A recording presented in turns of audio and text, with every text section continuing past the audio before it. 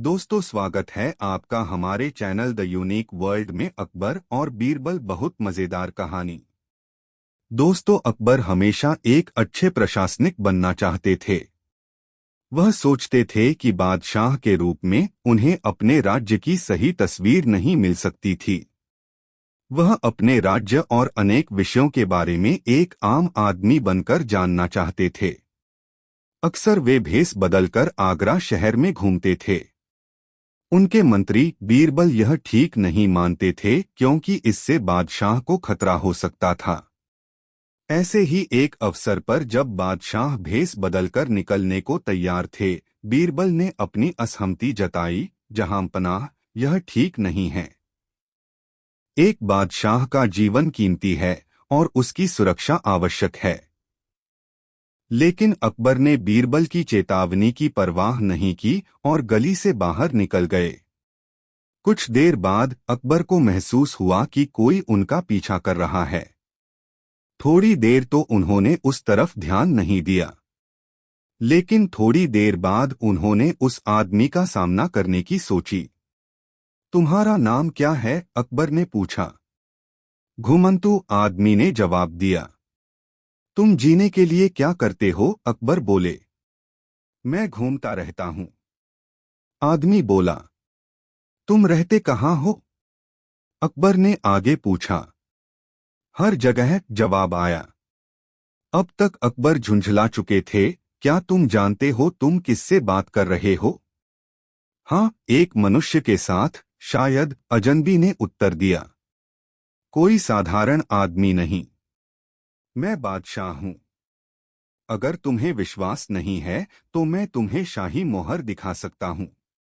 ऐसा कहते हुए बादशाह ने मोहर उस आदमी को दिखाई। पहले तो अजनबी उसे घूरता रहा और फिर जल्दी से उसे अपनी जेब में रखकर भाग गया। तब अकबर को महसूस हुआ, उन्होंने क्या किया। चोर, चोर, पकड़ो उसे, पकड़ो उसे, वह चिल्लाने लगे। बहुत से लोग उनकी चिल्लाने की आवाज सुनकर चोर के पीछे भागे। अकबर बोले, उसे जाने मत देना। उस अजनबी को जब लोगों ने पकड़ा तो वह उनको हटाते हुए बोला, मूर्खा, क्या तुम मुझे नहीं जानते? मैं बादशाह हूं। तुम मेरी मोहर देखो, शायद फिर तुम मान जाओ। लोग उससे माफी मांगने लगे। हमें माफ कर दीजिए जहांपनाह, हम एक पागल आदमी की बात मानकर ऐसा कर रहे थे। अकबर यह सब देख रहे थे। मुझे इनके ऊपर हमला करने से पहले महल लौट जाना चाहिए, उन्होंने स्वयं से कहा। मुझे विश्वास है कि बीरबल चोर पकड़ने में मदद करेंगे। बीरबल ने हमें अकेले बाहर न जाने के लिए चेतावनी दी थी। ओह, अब मैं कैसे उसका सामना करूंगा? यह सोचते हुए अकबर ने अपने कक्ष में प्रवेश किया। भीतर घुसते ही उन्होंने देखा सामने मेज पर कुछ रखा था। उसे खोला तो उसमें मोहर और एक पर्ची देखकर हैरान हर गए। पर्ची में लिखा था, मैंने आपको चेतावनी दी थी कि बिना सैनिकों के बाहर जाना सुरक्षित नहीं है। आज तो आपने केवल अपनी मोहर गंवाई थी, पर इससे बुरा भी हो सकता था। नीचे बीरबल का नाम लिखा था। तो ये बीरबल थे। लेकिन मैंने अपना सबक सीख लिया। शिक्षा हमें तीव्रता से कोई भी कार्य नहीं करना चाहिए। किसी भी महत्वपूर्ण कार्य को करने से पहले अपने कार्य के परिणामों के बारे में सोचना चाहिए। दोस्तों, यह वीडियो अपने मित्रों को जरूर शेयर करें। दोस्तों, एक दिन सभा में बैठे बादशाह अकबर ने बीरबल की पगड़ी बांधने की कला की प्रशंसा की। उसी सभा में मुल्ला दोप्याजा बादशाह का एक मुहल्गा सरदार था। वह बीरबल की प्रशंसा बादशाह से न सुन सका। मन ही मन अपने अप्रमाण से चिढ़कर मुल्ला ने कहा, इसमें कौन सी बड़ी बुद्धिमानी है जिसकी इतनी बड़ाई हो रही है? इससे कहीं अच्छी पगड़ी तो मैं बांध सकता हूँ। बादशाह ने प्रसन्न होकर दूसरे दिन मुल्ला को अपनी कला प्रदर्शित करने को कहा। उस दिन के आवश्यक कार्यों को निपटाकर बादशाह महल में चले गए। सुल्ला मन ही मन आनंदित हो रहे थे। दूसरे दिन बड़े सुबह सुबह वह समय से पहले ही दरबार में जा पधारे। जो दरबारी आते वे देखते ही मुल्ला की तारीफ करते। अंत में बीरबल के साथ बादशाह भी आए। मुल्ला को पगड़ी देखकर बादशाह को बहुत प्रसन्नता हुई। मुल्ला को पगड़ी की तारीफ करते हुए बादशाह बोले, यह तो बीरबल की पगड़ी से सचमुच कहीं अच्छी बंधी है। यह सुनकर बीरबल बोले, जहांपना, यह मुल्ला साहब की करामात नहीं है बल्कि इनकी पत्नी की है। वास्तव में तारीफ के योग्य इनकी पतली है, न कि मुल्ला। उसी के सहयोग से आज यह इस सम्मान को प्राप्त हुए। यदि मेरी बात सत्य नहीं है तो मुल्ला साहब अपनी पगड़ी खोल दें और हुजूर के सामने दोबारा बांधें। यदि ऐसी ही सुंदर पगड़ी दोबारा बांध लेंगे तो ठीक है, अन्यथा फिर यही समझा जाएगा कि पगड़ी इन्होंने अपनी पत्नी से बंधवाई है। बादशाह ने बीरबल की बात को मान लिया और मुल्ला साहब को पगड़ी उतारकर दोबारा बांधने का हुक्म दिया। मुल्ला ने पगड़ी उतार ली, किंतु वे बिना शीशे के पगड़ी नहीं बांध सकते थे। उन्हें इधर-उधर झांकते हुए देखकर बीरबल ने चुटकी ली और कहा, मुल्ला साहब, क्या चाहिए? मुल्ला कुछ न बोले और पगड़ी बांधना आरंभ किया। शीशा न देखने के कारण उन्होंने जो पगड़ी बांधी उससे सब दरबारी और बादशाह हंस पड़े। मुल्ला बेचारे बहुत लज्जित हुए। बादशाह ने मन ही मन बीरबल की प्रशंसा की। प्रकट में बादशाह बोले, वाह मुल्ला साहब, आपने तो कमाल कर दिया। जो काम आप स्वयं नहीं कर सकते वह अपनी पतली से कठरवाते हैं। दोस्तों, वीडियो को एक लाइक जरूर कर दे। 3 दोस्तों बादशाह अकबर बीरबल से अक्सर हंसी दिल्लगी करते ही रहते थे। हंसी हंसी में ऐसी भी बातें कह जाते थे जो निरुत्तर करने और नीचा दिखाने के लिए कही जाती हैं। एक दिन इसी उद्देश्य से बादशाह बोले, बीरबल जी, रात मैंने एक सपना देखा। क्या देखा हुजूर? सपने में देखा क्या, हम आसमान में उड़ रहे थे। हमसे मतलब है मैं भी और तुम भी। बीरबल ने अकबर की ओर आश्चर्य से देखा। अकबर ने आगे बताया, उड़ते उड़ते हम दोनों नीचे गिर गए। जब गिर गए तो मैंने देखा मैं तो हूँ शहद के कुंड में और तुम पड़े थे पाखाने में। फिर कुछ नहीं दिखाई दिया था। मेरी आंख अचानक खुल गई थी। मैं जग गया था। सपना इतना ही दिखा। मेरी भी सुन लीजिए। रात बिल्कुल यही सपना मुझे दिखाई दिया था। मैं पाखाने के कुंड में गिरा था और आप सीधे शहद के कुंड में गिरे थे।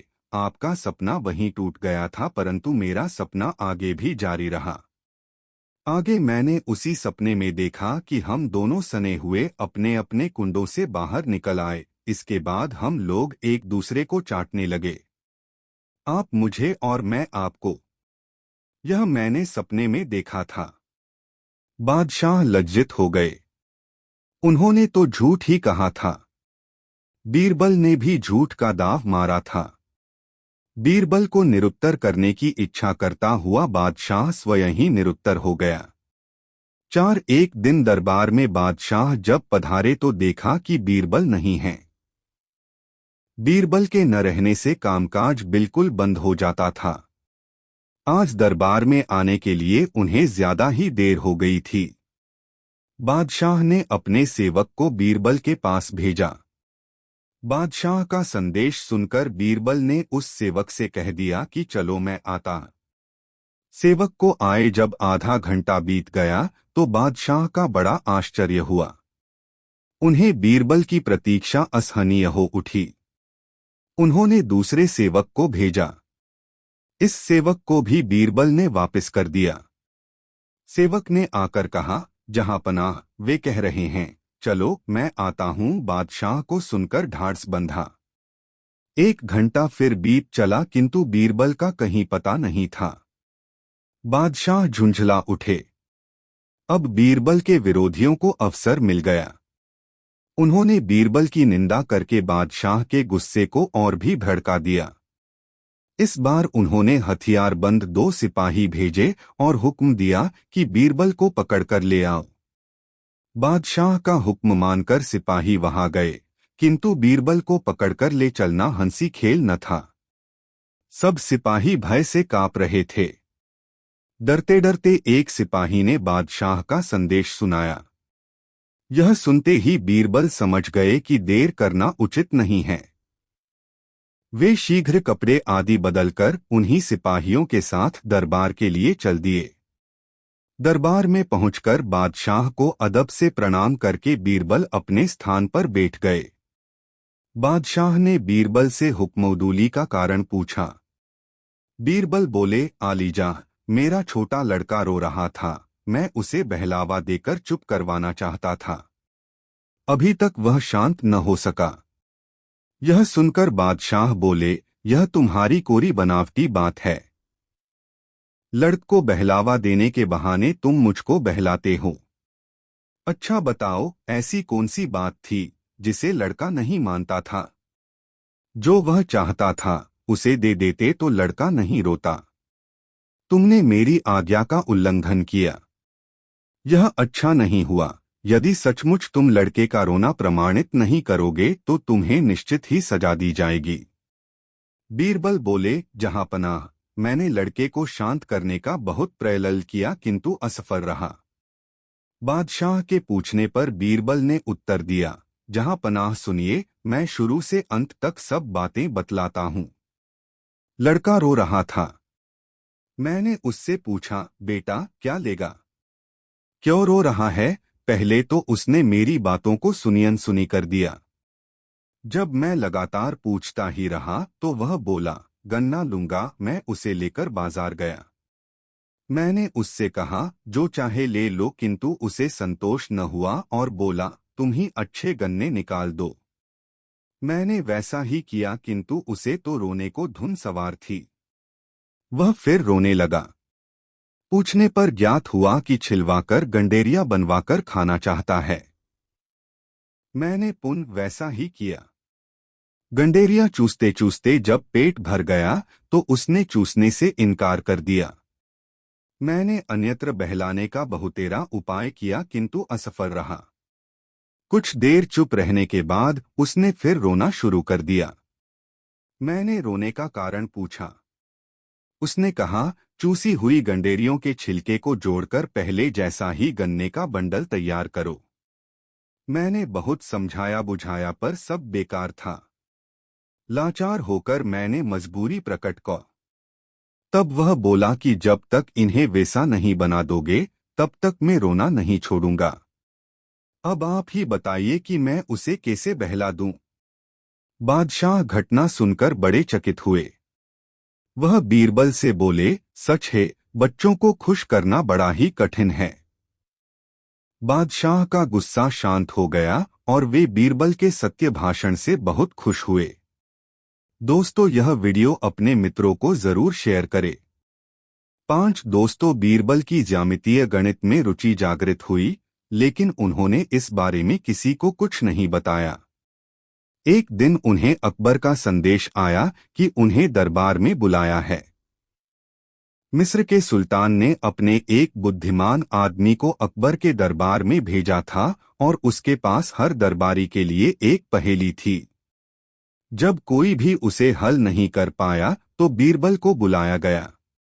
2 घंटे तक हल ढूंढने के बाद राजा मानसिंह ने कहा, सिर्फ एक जादूगर ही ऐसा कर सकता है। बीरबल ने मिस्र के उस व्यक्ति से पूछा, आपके पास हमारे लिए क्या चुनौती है? बिल्कुल साधारण। मैंने यहाँ 10 बराबर दूरी पर सीधी रेखाएं खींची हैं। इनमें से किसी एक को बिना काटे या मिटाए हटाना है, वह आदमी बोला। बीरबल मुस्कुराए और कागज पर खींची रेखाओं को देखने लगे। उन्होंने पहली लकीर के नीचे से 10वीं लकीर के ऊपर एक टेढ़ी रेखा खींच दी और उस लकीर से कागज को काट दिया। उस कागज के नीचे वाले हिस्से को बाईं तरफ तब तक खिसकाया जब तक कि उसमें 9 लकीरें नहीं रह गई। 10वीं लकीर मिट चुकी थी। सभी बीरबल की वाहवाह करने लगे। अकबर ने बीरबल की तारीफ की और उस मिस्र के व्यक्ति की तरफ इशारा करते हुए बोले, तुम अब किसी भारतीय को चुनौती देने की हिम्मत मत करना। ठीक है जहां पनाह, मैं आपकी बात को हमेशा याद रखूंगा। अकबर ने पूछा, लेकिन बीरबल वह लकीर आखिर कहाँ गई? महाबली, आप विश्वास करें या न करें, उसका एक हिस्सा हर दूसरी लकीर का हिस्सा बन गया। बीरबल ने मुस्कुराकर जवाब दिया। तभी भीड़ में से एक गरीब किसान उठा और बादशाह के सामने सलाम करके बोला, हुजूर, मेरी भी एक समस्या है। क्या राजा बीरबल उसे हल करने में मेरी सहायता करेंगे? अकबर बोला, ठीक है, हम सब जानना चाहते हैं कि बीरबल के लिए तुम्हारी क्या पहेली है। किसान बोला, जहां पनाह, मेरे पास 5 सुअर हैं, लेकिन मेरे पास केवल 4 बाड़े बनाने के लिए ही सामग्री है। अगर मैं किसी एक बाड़े में 2 सुअर रखता हूं तो उनमें से एक दूसरे की पीठ पर चढ़कर बाहर कूद जाएगा और बाकी सबके बाड़े भी खोल देगा।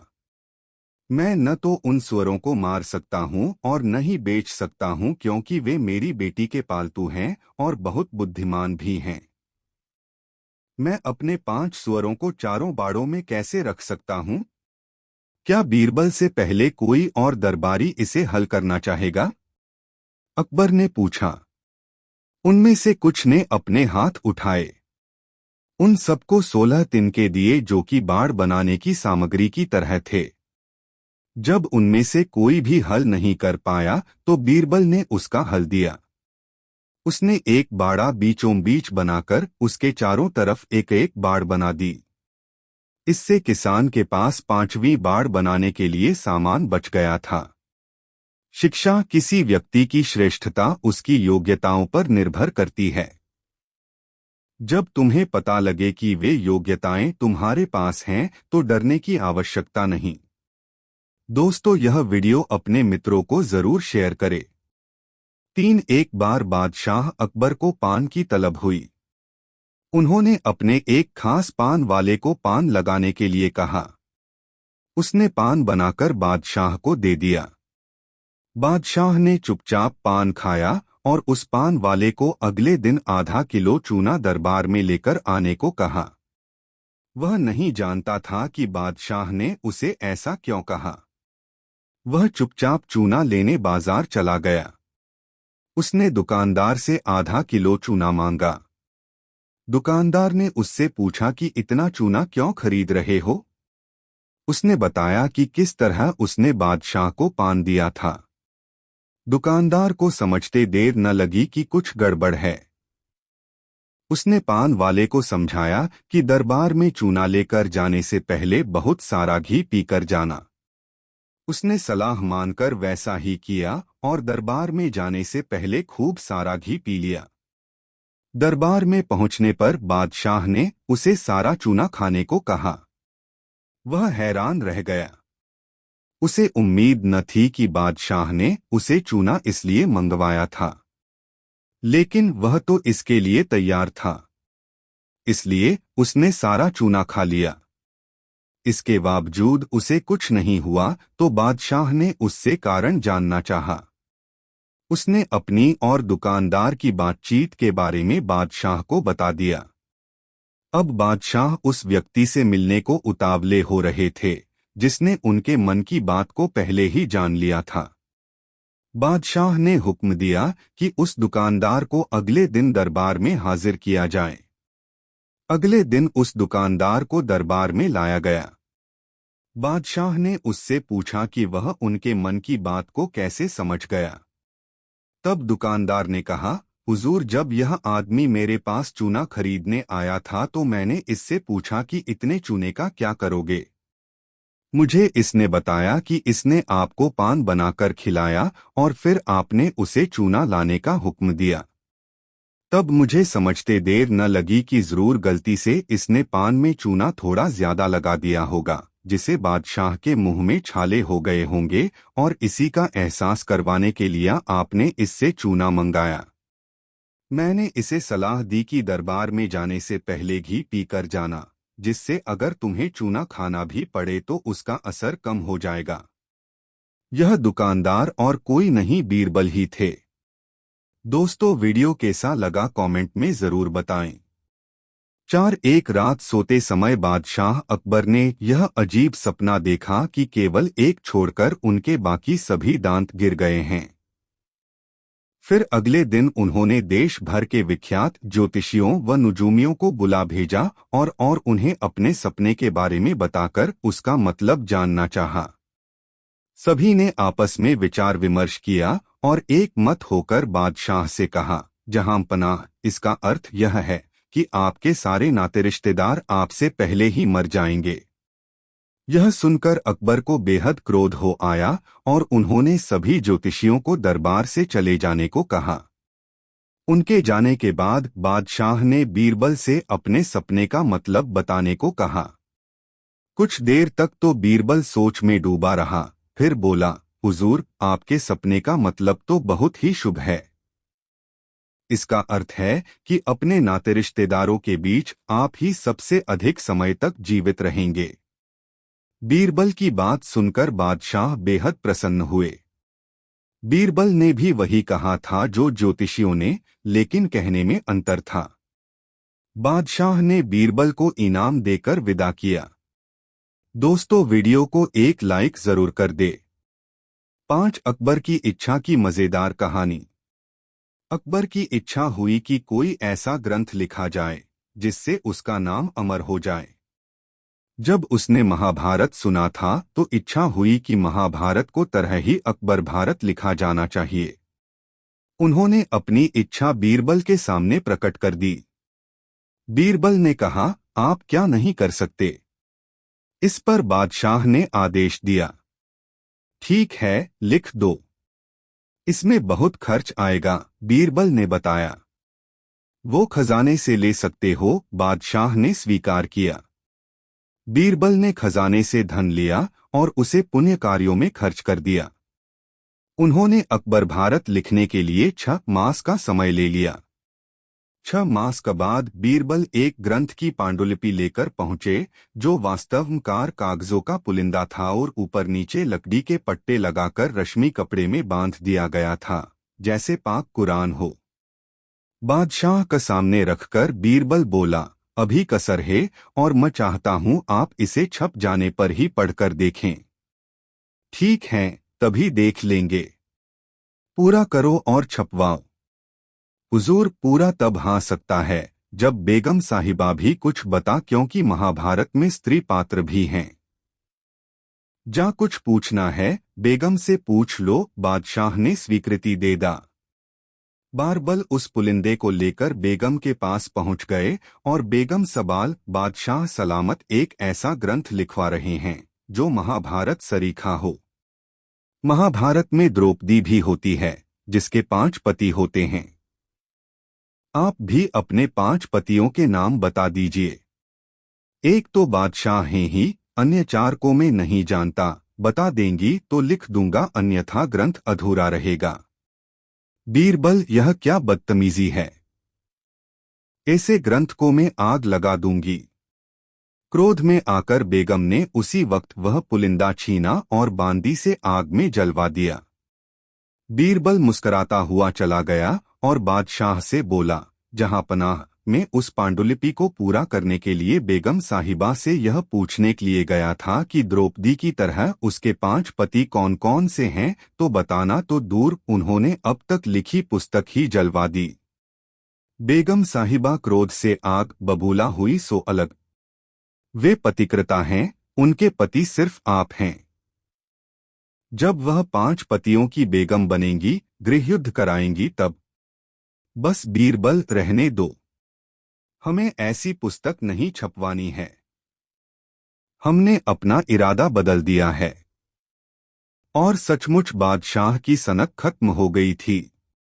दोस्तों, कहानी कैसी लगी कमेंट में जरूर बताएं।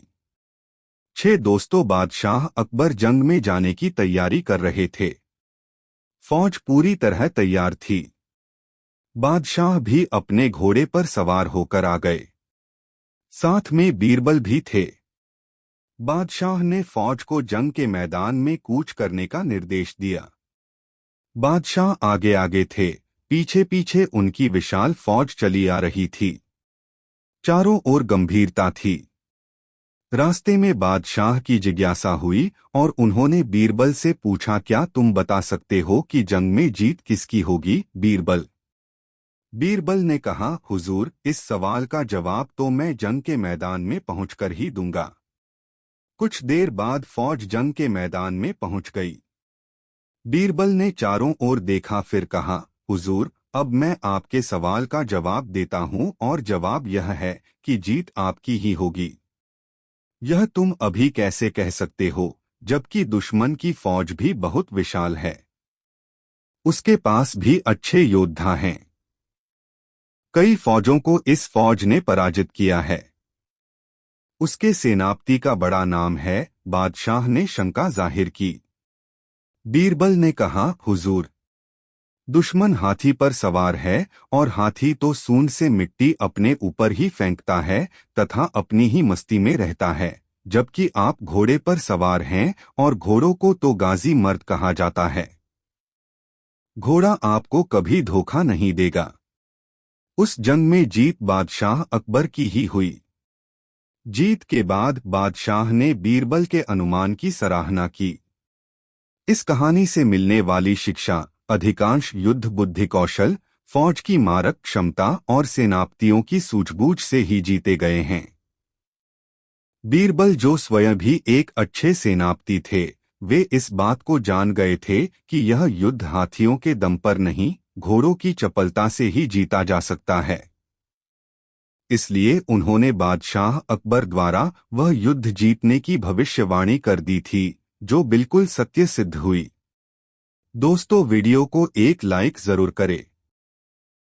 एक दिन की घटना है कि बादशाह और बेगम दोनों भोजनोपरांत बाग में भूला भूलते हुए सानंद गपशप लड़ा रहे थे। अचानक बेगम की ऊर्ध्ववायु खुली, जिससे बादशाह बहुत चिढ़ गया और बेगम को तुरंत महल से बाहर निकल जाने की आज्ञा दी। बेगम शहर से बाहर एक बाग में कैदी की सूरत में नजरबंद कर दी गई। बादशाह को वही धुन सवार थी। दूसरे दिन जब सवेरे दरबार लगा तो बादशाह ने सभासदों से पूछा, क्या कभी तुम लोगों को भी अधोवायु निकलती है? अधोवायु निकलने के कारण बेगम का दंडित होना सब पर विदित था। इस कारण एक स्वर से सबों ने इनकार कर दिया और उस दिन का दरबार समाप्त हुआ। जिस दिन की यह बात थी, उस दिन बीरबल किसी सरकारी काम से बाहर गया था। इसलिए जब कई दिन पश्चात वह लौटा तो बादशाह ने वही प्रश्न बीरबल से भी किया। भला बीरबल कब चूकने वाला था? वह झट बोला, पृथ्वीनाथ, जिस तरह से अन्य लोगों को अधोवायु होती है, उसी तरह मुझे भी होती है। बीरबल के इस उत्तर से बादशाह बहुत नाराज हुआ और उससे बोला, वाह, खूब अच्छे रहे। इस सभा में ऐसा एक भी आदमी नहीं है जिसे अधोवायु सरती हो, फिर तुम्हें कैसे सरने लगी? जब यही बात है तो तुम दरबार से बाहर चले जाओ और जब तक मैं तुम्हें आने की आज्ञा न दूं कदापि न आना।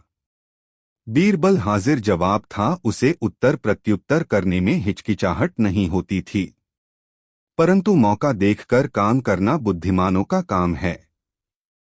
बादशाह को अपने ऊपर बहुत नाराज देख वहां से वह तत्काल बाहर चला गया। बेगम को नजरबंद हुए जब बहुत दिन हो गए तो एक दिन वह अपने नजरबंदी के कष्टों से ऊबकर बीरबल को बुलवाया और उससे आजिजी कर बोली, बीरचल, आपकी मदद के बिना मेरा उद्धार नहीं हो सकता। कोई तरकीब निकालकर मुझे इस निविड़ कैद से मुक्त करो। मेरा जीवन असंभव हो रहा है। बीरबल ने कहा, दूसरे की वकालत वही कर सकता है जो निर्दोष हो। मैं तो खुद हो तुम्हारे दोष में शामिल हूं, तुम्हारी मदद कैसे कर सकता हूं?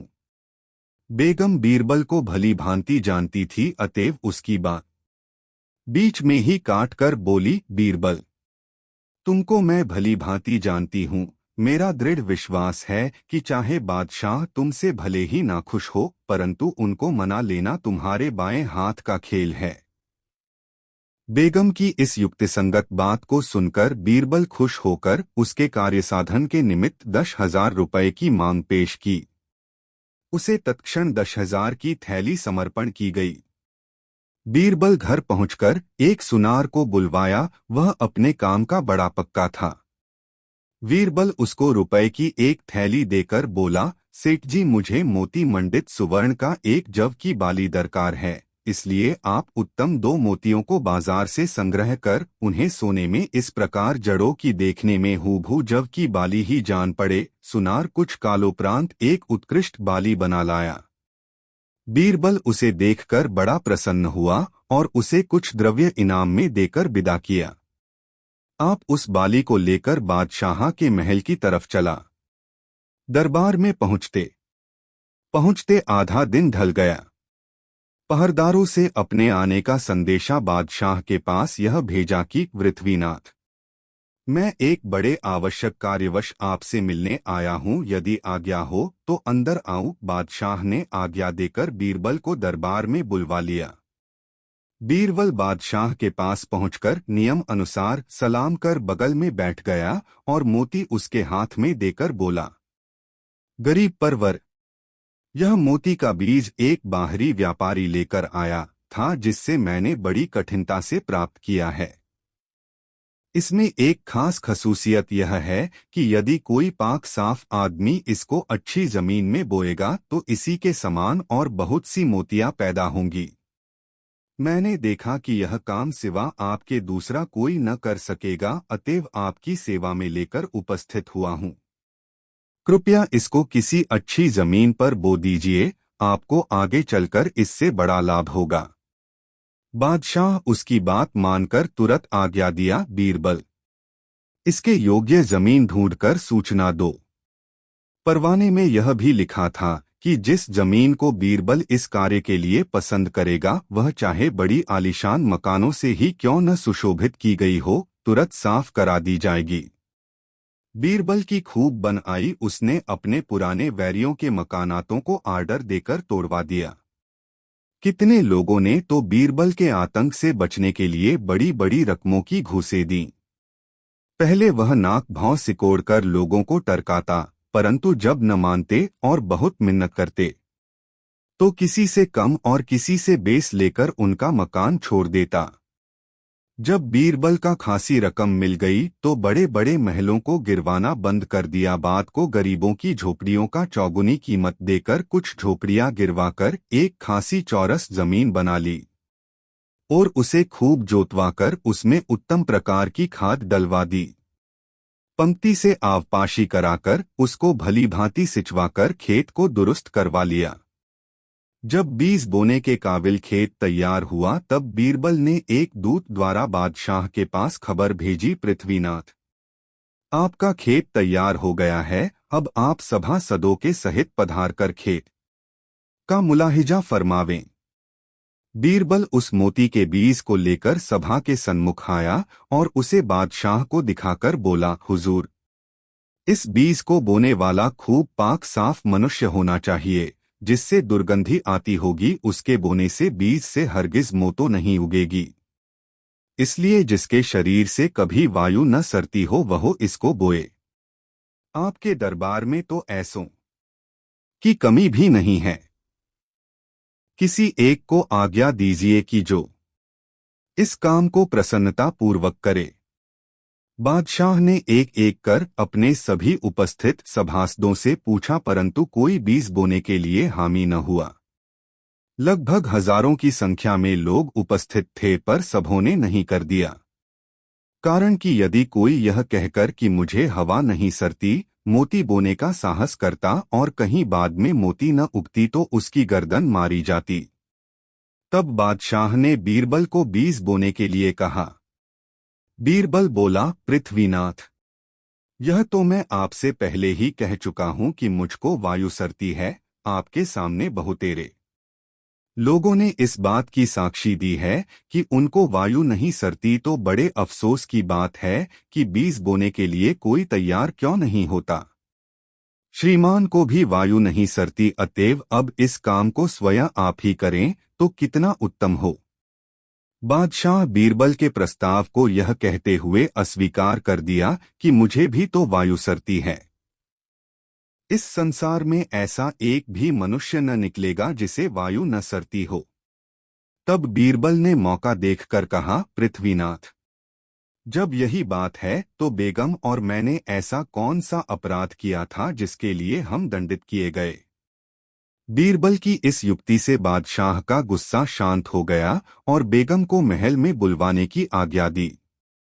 बीरबल भी दीवान पद पर नियुक्त किया गया। एक बार अकबर के दरबार में लंका नरेश का दूत आया।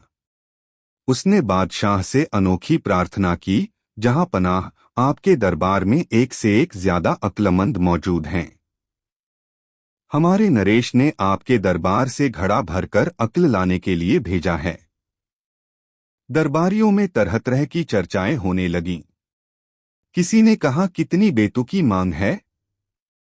कोई बोला, लंका हमें नीचा दिखाना चाहते हैं। किसी ने कहा, इस गुत्थी को कोई भी नहीं सुलझा सकता, बीरबल भी नहीं। बादशाह अकबर ने बीरबल की ओर देखा। बीरबल समझ गए कि बादशाह क्या कहना चाहते हैं। उन्होंने कहा, जहां पनाह, हम आसानी से अक्ल का इंतजाम कर सकते हैं, लेकिन कुछ समय लगेगा। शायद 2-3 हफ्ते लग जाएंगे। दूत ने कहा, मैं इंतजार करने को तैयार हूं। बादशाह बोले, बीरबल, हमें यकीन है कि तुम सोच समझकर कदम उठाओगे। यह हमारी इज्जत का सवाल है। बीरबल ने निवेदन किया, आप चिंता न करें जहांपना। लंका नरेश को घड़ा भरकर अक्ल अवश्य मिलेगी। शाम को बीरबल ने अपने सेवक को बुलाया और बोले, जाओ छोटे मुंह वाले, कुछ घड़े लेकर आओ। सेवक शीघ्र ही घड़े लेकर आ गया। घड़ों के साथ बीरबल अपने खेत में पहुंचे। वहां कद्दू की एक बड़ी बेल फैली हुई थी।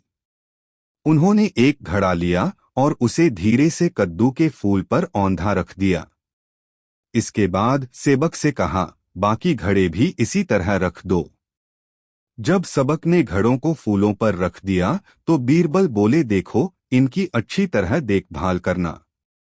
कोई भी घड़ा अपनी जगह से हटाया न जाए। मैं इन्हें बाद में मंगवाऊंगा। इसी तरह कुछ सप्ताह बीत गए। एक दिन बादशाह को घड़े भर अक्ल की बात याद आई। उन्होंने बीरबल से पूछा, कही बीरबल, कुछ बात बनी। बीरबल ने कहा, जहांपनाह, बस 2 सप्ताह में घड़ा अक्ल से भर जाएगा। 2 सप्ताह बाद बीरबल घड़ों के पास पहुंचे। उन्होंने देखा घड़े के अंदर कद्दू घड़े के बराबर बड़े हो गए हैं। वे दरबार में पहुंचे और लंका नरेश के दूत को बुलवाया। बीरबल ने कहा, जहांपनाह, अब घड़ा भर अक्ल तैयार है। बीरबल ने ताली बजाई। तुरंत उनका सेवक एक थाल में घड़ा रखकर बड़ी शान से दरबार में हाजिर हुआ। बीरबल ने घड़ा उठाया और दूत से बोले, यह लीजिए, इसे अपने नरेश को भेंट कीजिए। लेकिन एक बात याद रहे, इसमें अक्ल का जो फल है वह तभी असर दिखाएगा जब घड़े को बिना हानि पहुंचाए उसे घड़े से पूरा बाहर निकाला जाए। हाँ, यदि नरेश को अधिक अक्ल की जरूरत हो तो ऐसे 5 घड़े हमारे पास और भी हैं। दूत ने घड़े से पर्दे हटाया तो उसकी आंखें फैले गई। उसने अंदर झांका और बोले, बीरबल का जवाब नहीं है, जहांपना। दूत के जाने पर अकबर ने बीरबल से कहा, तुमने बताया कि तुम्हारे पास ऐसे 5 फल और हैं। एक हमें भी तो दिखाओ। जैसे ही अकबर ने घड़े में झांका, उसके अंदर तजा कद्दू को देखकर वह जोर से हंस पड़े। वह भाई, वह इसे पाकर निश्चय ही लंका नरेश को अक्ल आ जाएगी। तुम्हारा कोई जवाब नहीं है। दोस्तों, वीडियो को एक लाइक जरूर कर दे। साथ दोस्तों, एक दिन बादशाह अकबर दरबार में उपस्थित हुए। सिंहासन पर बैठते ही उन्होंने दरबारियों से कहा, आज एक व्यक्ति ने मेरी दाढ़ी खींची है। बताइए, मैं उसे क्या दंड दूं? बादशाह की बात सुनकर सारे दरबारी विचार करने लगे। कुछ देर बाद एक दरबारी ने कहा, जहां पनाह, जिसने ऐसा किया है उसका सर धड़ से उड़ा दिया जाए। एक और दरबारी ने कहा, कौन ऐसा दुष्ट है जिसने ऐसी हरकत की है? ऐसे व्यक्ति को तो हाथी के पैरों तले रौंद देना चाहिए। सभी दरबारी अपनी अपनी तरह से सजा सुझाने लगे। उन सबकी बातें सुनकर बादशाह ऊब गया। अंत में उसने बीरबल से पूछा, बीरबल तुम चुप क्यों हो? इस विषय में तुम्हारी क्या सलाह है? दाढ़ी खींचने वाले को क्या सजा दी जानी चाहिए? बीरबल मुस्कुराते हुए बोले, जहां पनाह, मेरी राय है कि आप उसे प्यार से मिठाई खिलाइए। उसके अपराध की यही सजा है। बादशाह ने बीरबल के उत्तर को सुना और खुश होकर कहा, बीरबल तुम्हारी बात बिल्कुल सही है। अब ये बताओ कि मेरी दाढ़ी किसने खींची होगी? बीरबल ने उत्तर दिया, जहां पनाह, छोटे शहजादे के अलावा ऐसी हिम्मत कोई और नहीं कर सकता। उसने प्यार से ऐसा किया होगा, इसलिए सजा के रूप में मिठाई खिलानी चाहिए। बीरबल की बात सही थी। आज सुबह शहजादा बादशाह अकबर की गोद में था और उसने ही खेलते खेलते बादशाह की दाढ़ी खींची थी। चतुर बीरबल के उत्तर से बादशाह खुश हो गए और सारे दरबारी लज्जित हो गए। दोस्तों, यह कहानी आपको कैसी लगी कमेंट बॉक्स में ज़रूर बताएं। ऐसी और नई मज़ेदार कहानी सुनने के लिए हमारे चैनल द यूनिक वर्ल्ड को सब्सक्राइब ज़रूर कर लें और यह वीडियो अपने मित्र को ज़रूर शेयर करें। वीडियो देखने के लिए बहुत बहुत धन्यवाद।